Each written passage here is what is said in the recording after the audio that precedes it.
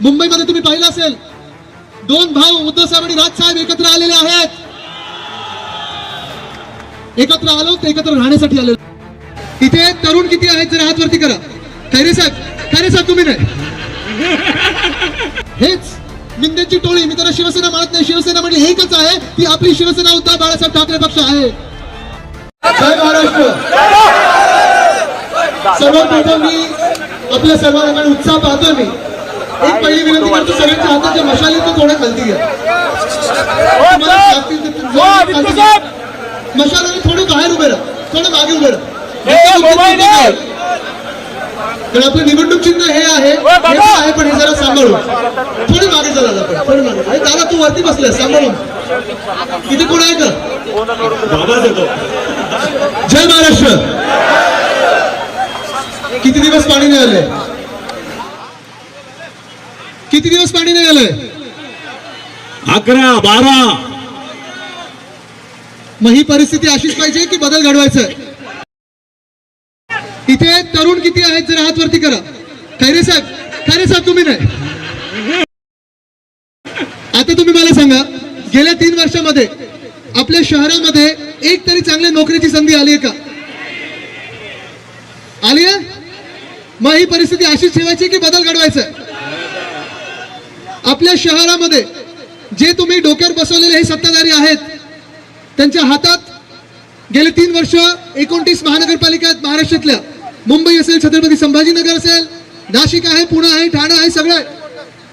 तुम्ही मला सांगा, ह्या शहरांमध्ये रस्ते सुधारले आहेत का?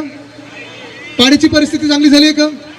इथे जे आपण पाहत होतो, जे आपल्याला फुटपाथ करायचे होते, सायकल ट्रॅक करायचे होते, मोकळी मैदानं वाढवायची होती, तरुणांसाठी नोकऱ्यांची संधी आणायची होती, हे काही झालंय का?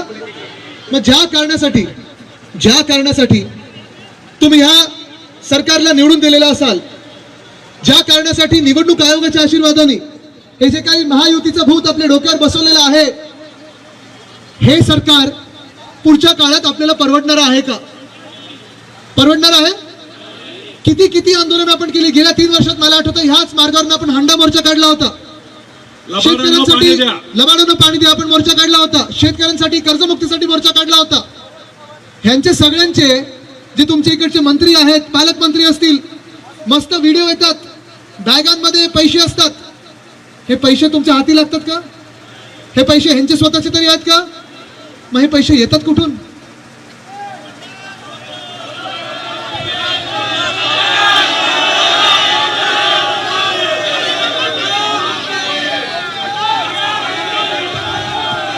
जेव्हा हे तुम्हाला मंत्री दिसतील, जेव्हा तुम्हाला हे खासदार दिसतील, एक तर खासदारांची दुकानं कुठची आहेत?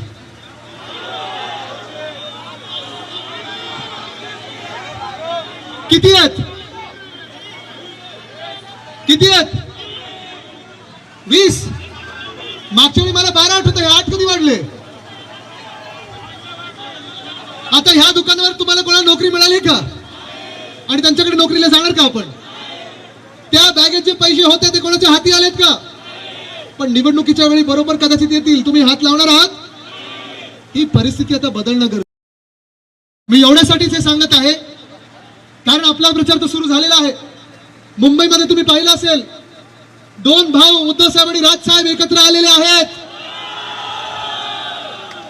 एकत्र आलो ते एकत्र राहण्यासाठी आलेलो आहोत. मुंबई असेल, सगळीकडे असेल, तुम्ही पाहताय मुंबई लुटण्याचं काम चालू आहे, महाराष्ट्र लुटण्याचं काम चालू आहे. जर ह्या कुठचा कार्यक्रम असेल, तो एकमेव कार्यक्रम म्हणजे लुटालूटचा कार्यक्रम चालू आहे. दुसरं बाकी काही चाललेलं नाहीये. हे बिल्डरांचं सरकार आहे, हे कॉन्ट्रॅक्टरांचं सरकार आहे, हे वसुलीबाजांचं सरकार आहे, हे हफ्ताबाजांचं सरकार आहे, पण हे जनतेचं सरकार नाहीये. आणि हेच मिंदेची टोळी. मी त्याला शिवसेना म्हणत नाही, शिवसेना म्हणजे एकच आहे, ती आपली शिवसेना उद्धव बाळासाहेब ठाकरे पक्ष आहे. पण हेच चिंदी चुरांची टोळी येईल तुमच्यामध्ये आणि सगळा अपप्रचार सुरू करेल. आपण गेले 3 वर्ष कशासाठी भांडत होतो? नळात आमच्या पाणी द्या, आम्हाला हाताला नोकरी द्या, हाताला काम द्या, जी हफ्तीबाजी तुमची चालते ती थांबवा, आम्हाला चांगले रस्ते द्या, चांगले फुटपाथ द्या, वेळेवर वीज द्या. पण हे सगळं सोडून आता भाजप जे येईल, आता मिंदे जे येतील, ते सगळं भलतं काही बोलतील, पण आपल्या मुद्द्याचं बोलणार नाहीत.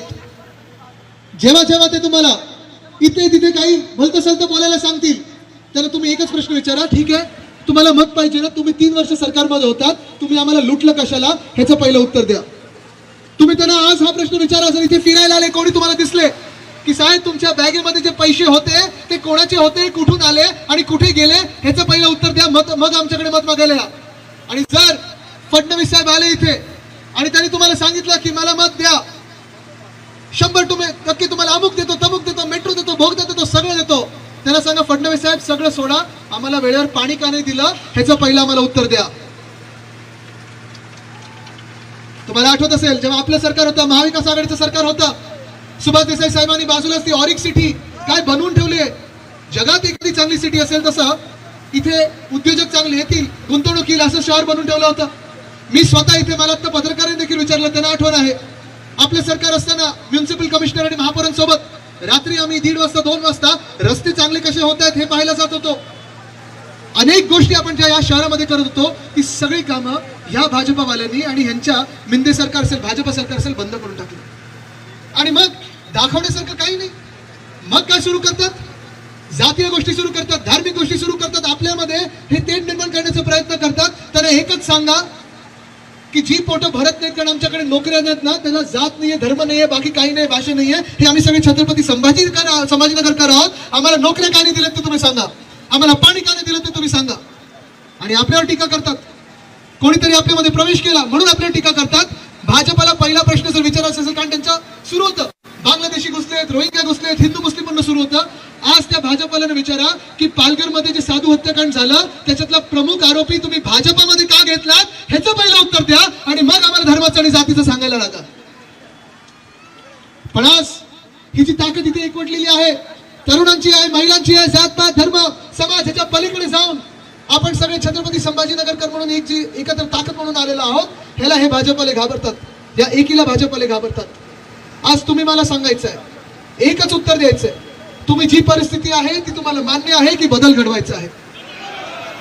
आणि बदल जर घडवायचा असेल तर बदल घडवण्याचं चिन्ह हे कुठचं आहे, चिन्ह हे कुठचं आहे, आपलं चिन्ह हे कुठचं आहे. आणि 15 ना कोण बाहेर भाजपच्या अपप्रचाराला बळी पडणार आहे, मिंदेचे खोटं बोलतात त्याला बळी पडणार आहे. आपण ही ताकद लावूया की एका बाजूला आपण सगळे चांगलं शहर बनवणारी लोक आणि दुसऱ्या बाजूला हे भाजपचे सगळे भ्रष्टाचारी जनता पक्षवाले लोक. तयार आहात, लढायला तयार आहात, जिंकायला तयार आहात. चला मग बदल घडवायचा, तारीख, चिन्ह. धन्यवाद. जय हिंद, जय महाराष्ट्र, वंदे मातरम. छत्रपती संभाजीनगर महापालिकेत शुक्रवारी शिवसेना प्रमुख बाळासाहेब ठाकरे यांच्या मुंबईतील सभेत आठवण करून देणारा प्रसंग डोळ्यासमोर उभा राहिला. मुंबईत मराठी माणसांच्या हक्कासाठी हिंदुत्वाचा जागर करत बाळासाहेबांनी शिवसेनेची स्थापना केली. मुंबईच्या गेटवे ऑफ इंडियावर एका कारवर उभं राहून त्यांनी भाषण केलेलं बाळासाहेब ठाकरे आजही सगळ्यांना आठवतात. राज्यातील बदलती राजकीय परिस्थिती आणि शिवसेनेत फूट पडल्यानंतर होऊ घातलेल्या महापालिकेच्या निवडणुकीचं रणशिंग शिवसेना उद्धव बाळासाहेब ठाकरे पक्षानं फुंकलाय. मुंबईत राज ठाकरे आणि उद्धव ठाकरे या दोन्ही भावांनी एकत्र येऊन युतीची घोषणा केली आहे. तर इकडे छत्रपती संभाजीनगरमध्ये आदित्य ठाकरे यांनी आजोबांच्या स्टाईलमध्ये जीपवर उभं राहून भाषण करत शहराचं ग्रामदैवत असलेल्या संस्था गणपतीला साकडच घातलंय. संभाजीनगर महापालिकेच्या निवडणुकीची मशाल पेटवत आदित्य ठाकरे यांनी सत्ताधारी महायुतीला ललकारलंय आणि शिवसेना पक्ष फोडणाऱ्या भाजप आणि त्यांना साथ देणाऱ्या एकनाथ शिंदे व त्यांच्या सोबत गेलेल्या 40 आमदारांचा आदित्य ठाकरे यांनी आपल्या भाषणातून समाचार घेतलाय. गद्दाराकडे पैशाचा बॅगा, दारूची दुकानं कुठून आली असा थेट सवाल करत पालकमंत्री संजय शिरसाट, जिल्ह्याचे खासदार संदीपान भुमरे यांच्यावर आदित्य ठाकरे यांनी निशाणा साधला. छत्रपती संभाजीनगर महापालिकेत सत्ताधारी आणि विरोधकांना डोकेदुखी ठरू पाहणाऱ्या पाण्याच्या मुद्द्यालाही आदित्य ठाकरे यांनी हात घातलाय. मात्र याचं खापर भाजप आणि मुख्यमंत्री देवेंद्र फडणवीस यांच्यावर फोडत संभाजीनगरकरांना पाणी कधी देणार असा सवाल ठाकरे यांनी उपस्थित केलाय. माजी महापौर अब्दुल रशीद खान उर्फ मामू यांच्या शिवसेना पक्षातील प्रवेशावरून टीकेचं लक्ष केलं जात असल्याचे आदित्य ठाकरे यांनी आपल्या भाषणात भाजपला फायलावर घेतलेलं आहे.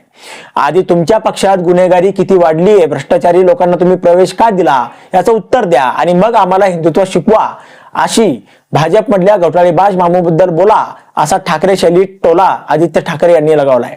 तर महायुतीच्या नेत्यांना त्यांनी म्हटलंय की हे सरकार कंत्राटदार वसुलीबाजांचं सरकार आहे, जनतेचे नाही.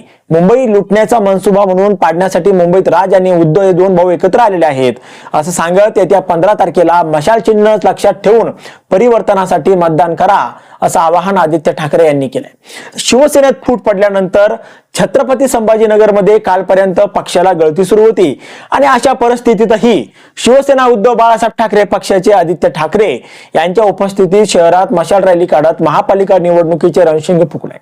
शक्ती प्रदर्शनातून आदित्य ठाकरे यांनी आमचा पक्ष अजूनही मजबूत असल्याचा संदेश सत्ताधारी महायुतीला देण्याचा प्रयत्न कालच्या त्यांनी मशाल रॅलीतून केलाय. आता यावर तुम्हाला काय वाटतं? तुमचं मत कमेंट बॉक्स मध्ये लिहायला अजिबात विसरू नका. व्हिडिओ आवडला असेल तर जास्तीत जास्त शेअर करा आणि आतापर्यंत मराठी जनता आपण आपल्या या चॅनलला सबस्क्राईब जर केलेलं नसेल तर चॅनलला सबस्क्राईब करा.